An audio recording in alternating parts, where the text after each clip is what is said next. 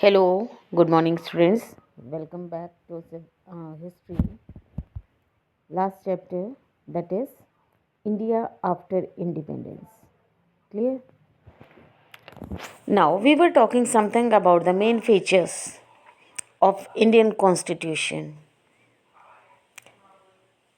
Till up to earlier, we were talking something about the features like universal adult franchise, especially because soon after the independence, India became the first country who gave right to vote to each of its citizen above than 25 years 21 years, sorry. Clear? Later on certain changes have been made in this. Now we will talk about the secularism, the another important feature of our constitution.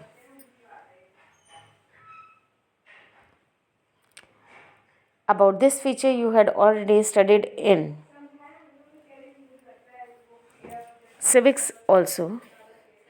As you all know that India is a vast country of many religions.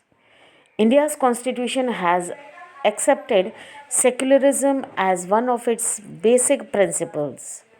India does not have any religion, means we don't have any official religion. All religion group, including Hindus, Muslims, Christians, Buddhists, Jains, Sikh, Bhayas, Zoroastrians, have the same fundamental right which is given to anyone. Any of these rights is the right of the freedom of religion.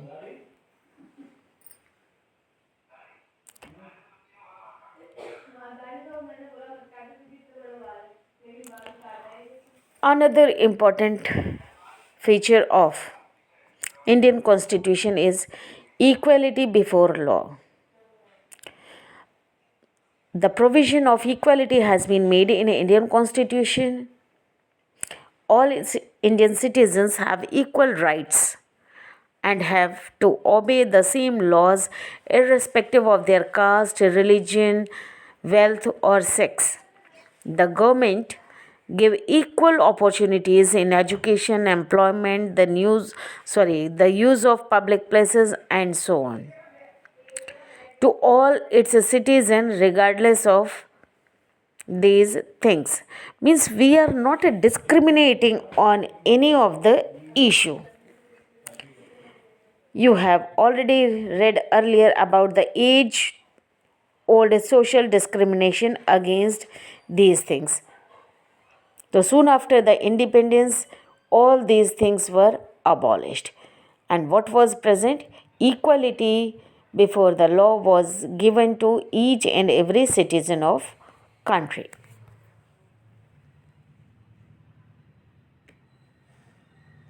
See the picture related to the equality before law. Now we will talk about the social equality. What we are going toward the social equality in India.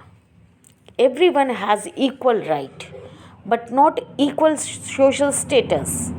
Yes, the political right is given, but still we are facing problem in providing equal social status.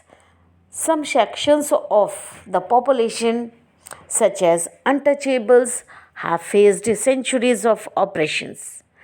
Denial of the benefits of education and healthcare has made them weaker than the more privileged sections of the society.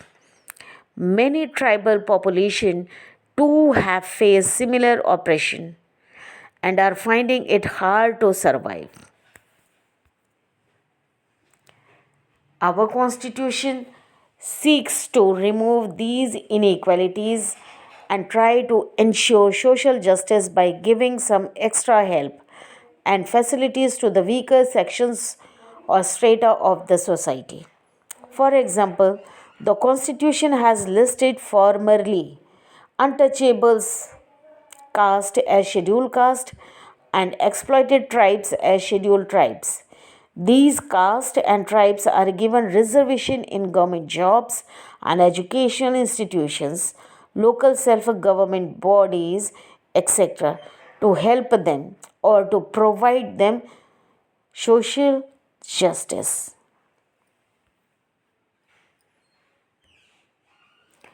Now see the pictures that shows toward the social equality. Now, division of power between the centers and the state. When India got independence, some of the leaders were thinking to whom the more power is given, whether we should give more power to the center or more power to the states. If any one of these two gets more power, they may misuse the power. So, India is a union of states.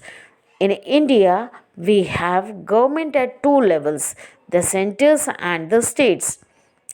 And India's constitution specify the subjects, the topics, the issues on which laws can be made by the center and the states.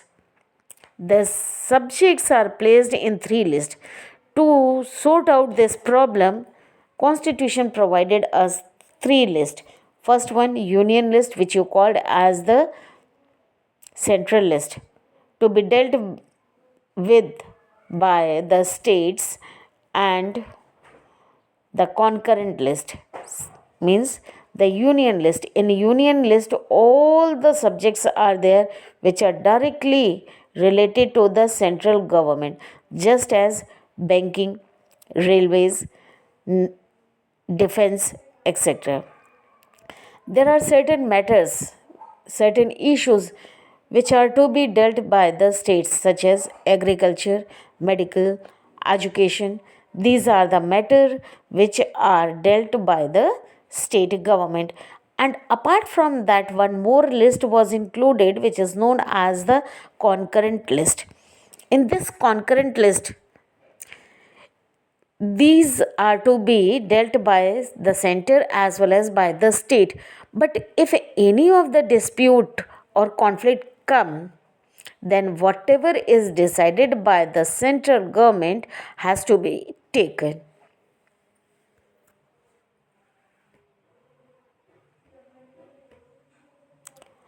Now, official language. Not only these problems, we were facing the problem of official language, because India is a land of diversity. Different type of languages are spoken here. India's constitution recognizes Hindi and English as the official language of the Union. English has been retained as an official language in keeping with the demands of the states whose people are not Hindi speakers. Every Indian state is free to choose its own official language, which may include Hindi, English, or any of the 22 languages mentioned in our constitution.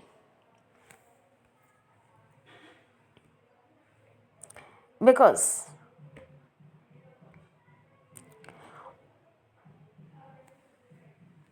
over the years, not only these problems, some more problems were there, which was faced by India soon after independence. After gaining independence, India faced a number of problems, especially the communal violence at the time of independence forced millions of people to cross over either India or Pakistan. The Indian government was faced with the immediate task of giving shelter to those who came to India. Means India was facing the problem of rehabilitation. Most of them were temporarily settled in refugee camps until colonies were built to houses them.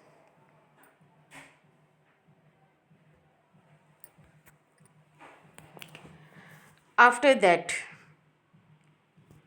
India faced another problem, that is related to the princely state. Though most of the princely states within British India has signed the Instrument of Accession and joined the Dominion of India by 15th of August 1947. The political status of Hyderabad, Junagadh, and Kashmir still remained decided. There were also some small territories in India that remain under the French and Portuguese colonial rule. The Indian government also had to adopt policies to meet the enormous challenges before the newborn country. So, first of all, we will see the case of integration and recognition, reorganization of states like absorption of Kashmir, Junagadh, and Hyderabad.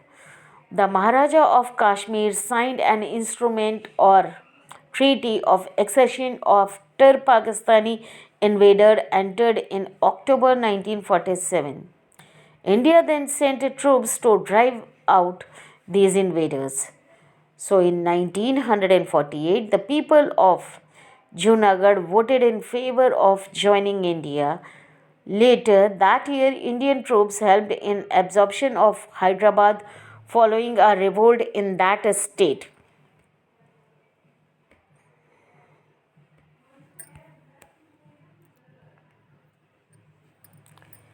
Now you will see how this Andhra Pradesh was created. In book it is given in the heading Formation of the Linguistic State. Congress already promised before independence that after independence linguistic states were be formed. But the promises were not fulfilled. So India also faced the problem of these linguistic communities. A linguistic community is a community whose members speak the same language. During the national movement, several of the India's linguistic communities expressed to wish have their own states in independent country. At the time, the Congress agreed to fulfill their wish, but after independence, Congress was unable to keep its promise because they did not want to bring any change. Because according to Pandit Jawaharlal Nehru and Vallabhbhai Patel, it will create a kind of division of the country along with the linguistic lines, which would lead to more violence. The linguistic communities, however, continue to demand their own state. The strongest demand came from Andhra, the Telugu speaking region. Formerly, it was the presidency of Madras.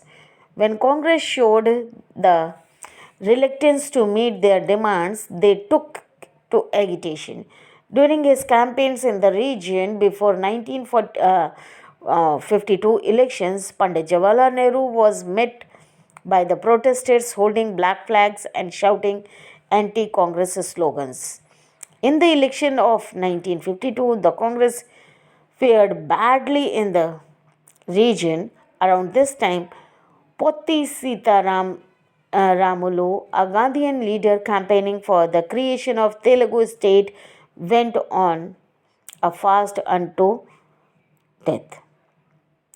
This caused widespread unrest, and when Sri Ramalu died on 15th December 1952 after fasting 58 days, the situation went out of control. The Congress was forced to create Andhra. It came into existence in 1953.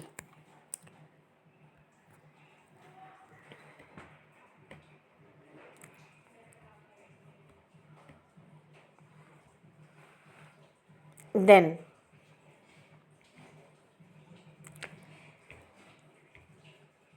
recognitions or reorganization of states. Soon after the creation of Andhra Pradesh, other states also demanding for the same.